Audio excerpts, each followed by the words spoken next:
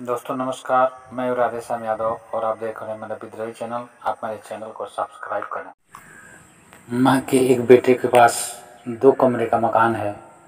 बहू और बेटों का कहना है कि मकान में 2 कमरे होने की वजह से माँ को रखने के लिए जगह नहीं है, लेकिन एक कमरे में माँ ने 2 बेटों को पाला था और फिर भी 2 बेटों के लिए वह मकान बहुत बड़ा साबित होता था, क्योंकि माँ का दिल बहुत बड़ा होता है, बहू और बेटे का दिल छोटा होता है।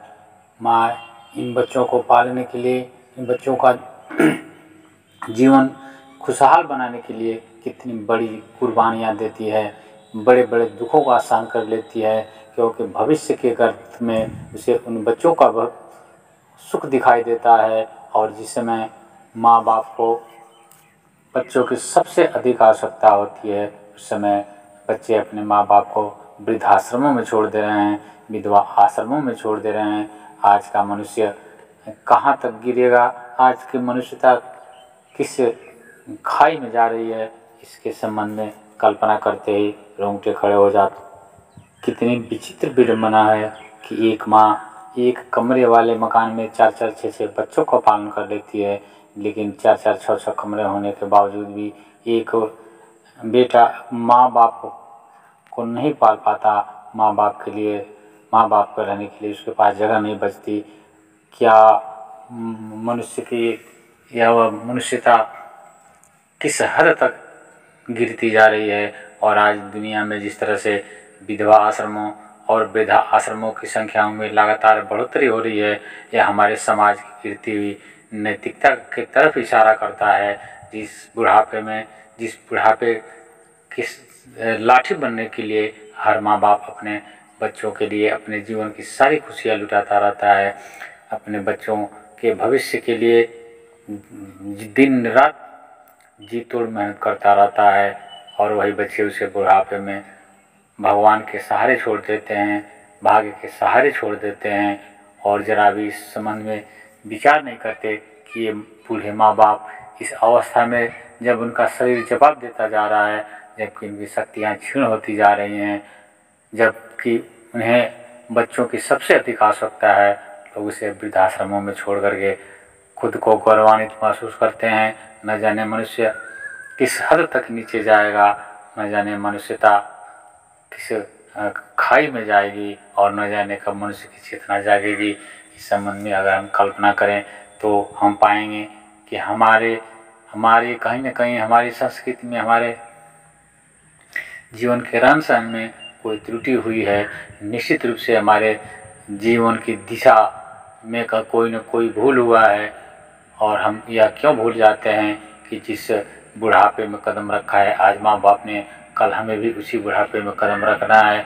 कल हम भी बूढ़े होंगे और वही बच्चे हमारे साथ व्यवहार जब करेंगे तो निश्चित रूप से हमें अच्छा नहीं लगेगा। लेकिन वही व्यवहार आज हम अपने माँ बाप के साथ करते हुए हम यह क्यों नहीं सोच पाते हैं कि उनके दिल पर क्या गुजरती होगी, उनके आंखों से बहने वाले आंसू क्या हमें जीवन में चैन से रहने देंगे, और उनके हृदय से निकली आहें क्या हमें चैन की सांस लेने देंगे।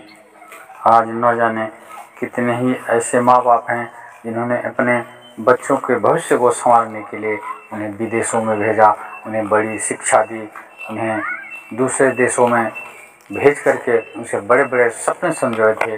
लेकिन वही बेटे अमेरिका और इंग्लैंड जैसे देशों में जा कर के वहाँ नौकरी कर ली, वहाँ पर अच्छा जॉब कर लिया, और माँ बाप को भूल गए। माँ बाप की स्थिति यह है कि उनकी कोई देख रेख करने वाला नहीं, अगर बीमार हो जाए तो उन्हें कोई 1 गिलास पानी तक देने वाला नहीं।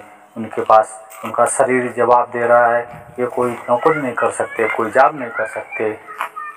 और ऐसी परिस्थितियों में उन्हें आंसू बहाने के अलावा उनके पास दूसरा कोई रास्ता ही नहीं है, और अंततः उन्हें विधवा और वृद्धा आश्रमों में शरण लेनी पड़ रही है।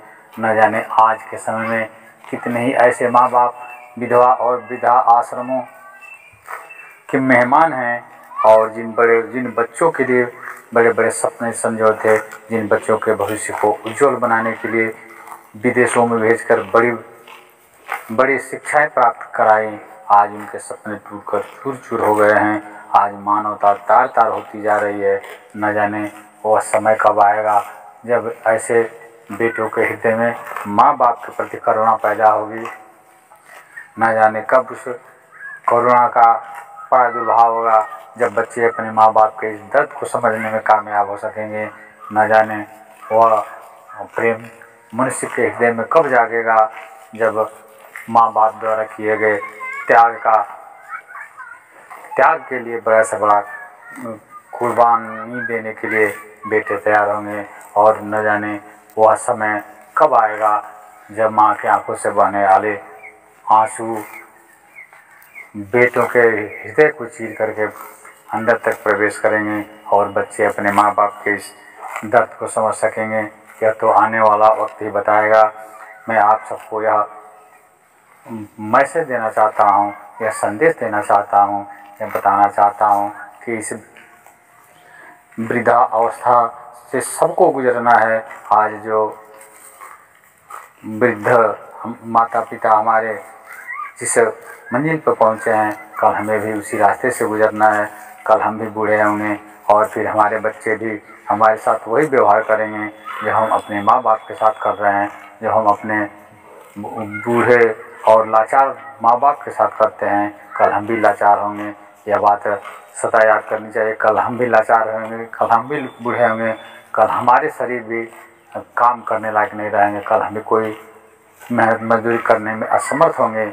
और उस समय जब हमारे बच्चे हमारे साथ यही व्यवहार करेंगे, जब अपने घर से निकाल देंगे और हमें वृद्धा और विधवा आश्रमों में जाकर के स्थान लेनी पड़ेगी, तब हम पछताएंगे और तब हमारे हाथ में हाथ मलने के सिवा कुछ भी शेष नहीं बचेगा। इसलिए अभी भी वक्त है। मेरा निवेदन है कि जिन लोगों ने अपने माँ बाप को किसी भी कारण से किसी भी वजह से वृद्धा और विधवा आश्रमों में छोड़ाए हैं, जा कर के उनसे क्षमा मांग करके अपने घर लाएं और माँ बाप की जितनी हो सके सेवा करें। यही इस दुनिया का सबसे बड़ा धर्म है। अगर हमने अपने माँ बाप को वृद्धाश्रमों में छोड़ रखा है, अगर हमने अपने उस भविष्य जिन माँ बाप ने हमारे भविष्य की उज्जवल कल्पनाएं की थी, उनको अगर हम वृद्धाश्रम में रखते हैं तो यह प्रकृति हमें कभी भी माफ़ नहीं करेगी, यह समाज हमें कभी भी माफ़ नहीं करेगा। और जीवन में हम भले ही कितना हो धन कमा लें, कितना हो बड़ा पद पा लें, कितना प्रतिष्ठा कमा लें, कभी भी हमें चैन नहीं मिल सकेगा।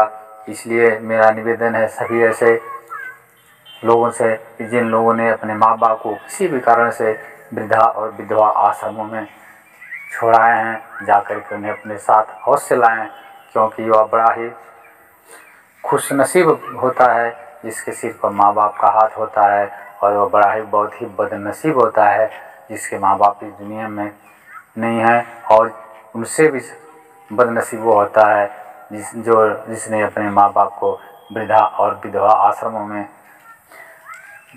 भाग्य भरे से छोड़ रखा है।